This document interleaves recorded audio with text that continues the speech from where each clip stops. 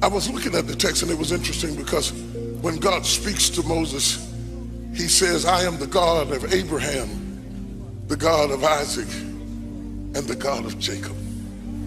I am the God of Abraham, the God of Isaac, and the God of Jacob.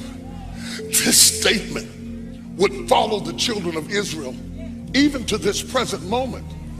They would forever refer to Jehovah as the God of Abraham, the God of Isaac, and the God of Jacob. But this is the first time that God has called himself the God of Abraham, the God of Isaac, and the God of Jacob. And I understand why God would be the God of Abraham, because Abraham was a friend of God. Abraham believed God and it was counted unto him as righteousness. I understand why God would be the God of Abraham, because Abraham looked for a city whose builder and maker was God.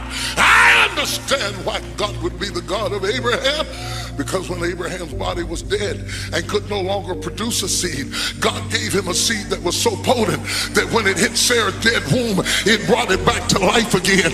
And 42 generations later, that seed would come out the womb of Mary, and you would call him Jesus, but he would say, I am the seed of Abraham. You won't get that till you get home. I understand why he would be the God of Isaac, because Isaac was the promised child, the miracle child, the holy birth through a dead womb, the consequences of his father's faith. I understand why he would be the God of Isaac, because if it had not been for God, there would be no Isaac at all. Isaac was the result, the culmination of Abraham's faith, the epitome of faith. He was the evidence of things not seen. But what's got me hung up is that he is the God of Jacob. Jacob's name means trickster and con artist. Jacob was the black sheep of the family. He was a disgrace. He was a blotch on the face of a holy dynasty. That God would be the God of Jacob is shocking. It is the antithesis of religion. It is an embarrassment to the church. It is a disgrace to the kingdom that he would be the God of Jacob. Jacob was a mess. Jacob shouldn't sing in the choir or be on the deacon board. Jacob is a mess.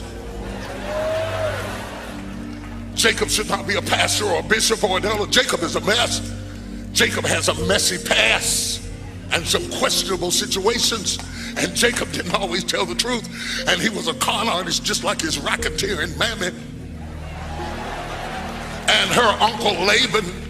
Jacob was the result of a generational curse on his family.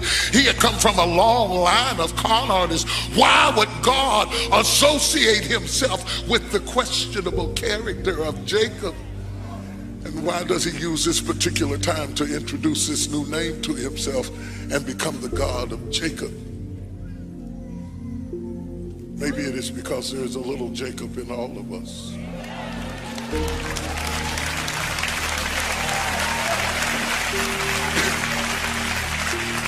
Maybe it is because God is desperate to convince Moses, I can use you. Even though you murdered a man in Egypt and you've been living as an outlaw for 40 years, I am not just the God of the nicety nice, goody good, muckety muck people.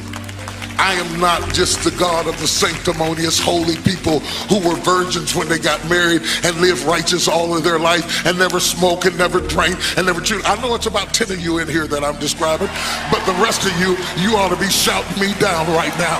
You ought to be knocking me down in the floor. You ought to be rolling around and talking in tongues. You ought to be laid out in the spirit, because if anybody looked at your background, there's no way in the world they'd understand why you'd be jumping and shouting in Lakewood on a Sunday morning. But God is a God of Abraham, Isaac, and let every Jacob shut me down in this place. Let every Jacob praise God, every recipient of God's mercy and his unchanging grace. Don't you sit there with them and they with your cute self trying to fit in with people. It doesn't matter what they think. If God's grace fell on you, give him a praise right now.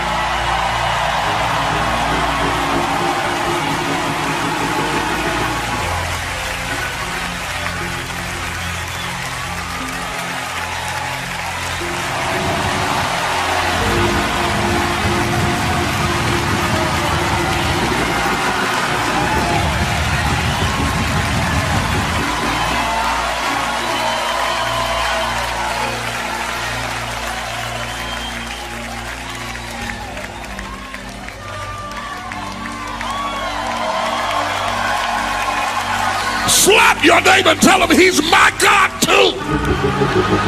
I know you don't want me in this church. I know you don't think I'm good enough to be sitting in here. I know you heard something about me that embarrassed me, but he's my God too. Whether you like me or not, or want me or not, he is my God.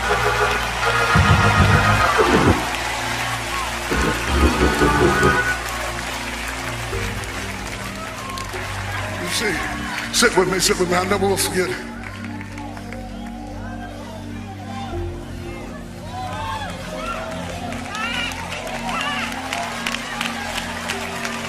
I was 17 years old, Pastor Victoria, when I first got the understanding that God had called me to preach, and I thought it was a misdial. I spent 2 years doing every little dirty, nasty, filthy little thing I could do to convince God that he had made a mistake. I totally backslid and left the church completely because I couldn't believe that he would ask me to do something like that. I told him, I said, you're not getting no good deal. I mean, you were really shopping in the bargain basement this morning, God. You know, the closeout special, that's what you got. I walked around Shawnee Park with tears rolling down my face, and I asked God this question. I said, God, why don't you get one of the good people? Why in the world will you ask a guy like me? This is ridiculous. I said, Lord, I was walking around the park, Marcus, around and around and around and around, trying to convince God to get somebody else. I said, I'm honored that you would ask me to do that. I really can't believe that you would ask me to do something like that. But you've asked a crippled man to run a race. And how can I run the race when my legs are broken? I'm not good enough to carry your word. I'm not like those good church people. I've done some stuff. Anybody done some stuff? I've been through some things. I've had some situations in my life that's not going to look good on my resume. And I wish you would get one of those, because I went to church with some holy people. I know they were holy because they wore white. Yeah, they wore white and they said they was holy. And Kurt, they said they was holy. They said they didn't smoke or chew, and they didn't run around with them that do.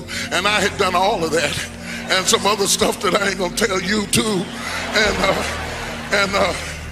And I thought he made some kind of mistake. I knew he was the God of Abraham, and I knew he was the God of Isaac. But the question was, could he be the God of Jacob too? Why does God choose this time to introduce himself as being the God of Jacob? And why did God say the God of Jacob when God had told Jacob that his name was not Jacob?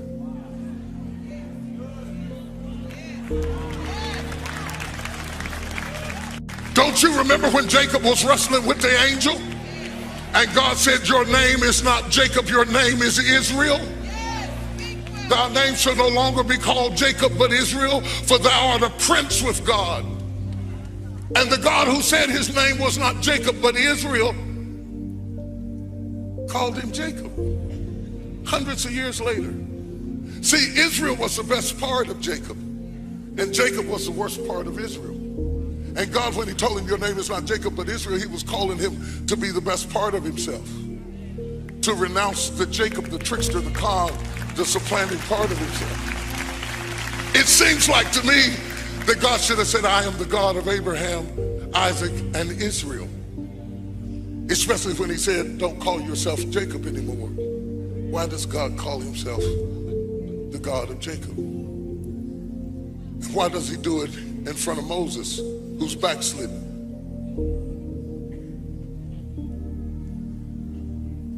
Why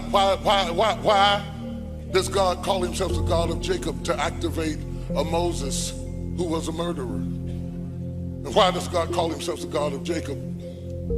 You will find out because Moses said, I cannot speak for you, Lord. I don't mind going for you, but I can't speak for you. Why don't you get one of the good people?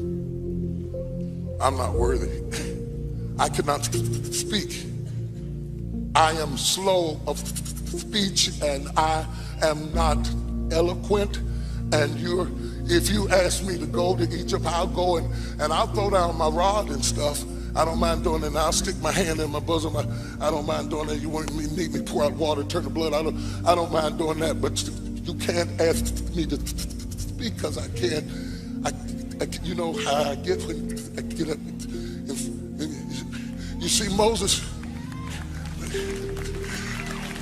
Everybody knows something about themselves that disqualifies them from being used of God. And for Moses, it was that he stuttered. Why would God ask me to speak to kings and I can't talk? Why, God, you want me to go speak in the palace and I can't speak? I'm a stutterer. I don't know who it is in this room, but God is asking you to do something that you think you cannot do. He's asking you to be something that you think you cannot be.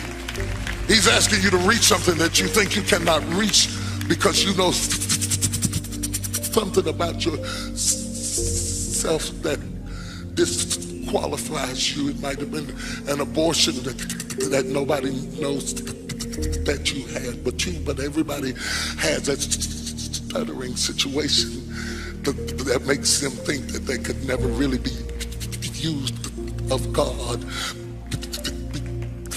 because you stutter. Now I know why he said, I am the God of Abraham, and I am the God of Isaac. Yes, I am the God of them holy folks, but I am the God of Jacob too. I am the God of stammering lips. I am the God of stuttering people. I am the God of people who made mistakes. I am the God of people who've been to jail.